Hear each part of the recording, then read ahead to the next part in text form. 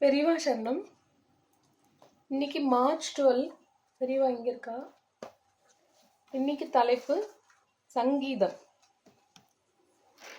சங்கீதம் உத்தமமான கலை. பகவத் சந்நிதியிலேயே ஈஸியாக கொண்டு நிறுத்தும் கலை. ஏராளமான சாகித்ய கர்த்தாக்கள், அதாவது சாகித்ய கர்த்தாக்கள் என்றால் ராகத்துடன் பாடத்தக்க கீர்த்தனைகளை உருவாக்குபவர். ஏராளமான சாகித்ய கர்த்தாக்கள் கற்றுக்கொள்வதற்கு ஏற்ற விதத்தில் முறைப்படி ராகம் தாளம் அமைத்து கீர்த்தனங்கள் பாடியிருக்கிறார்கள்.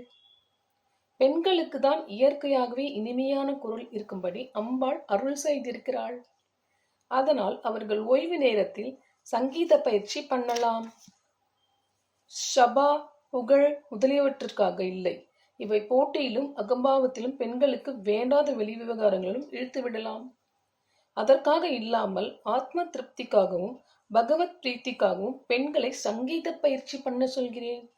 வீட்டில் ஒரு சுபகாரியம் பண்டிகைகள் என்றால் கூடியிருப்பவர்களுக்கு சந்தோஷம் இறை நினைவு ஆகிய இரண்டையும் அளிக்கும் விதத்தில் பெண்கள் பாடலாம்.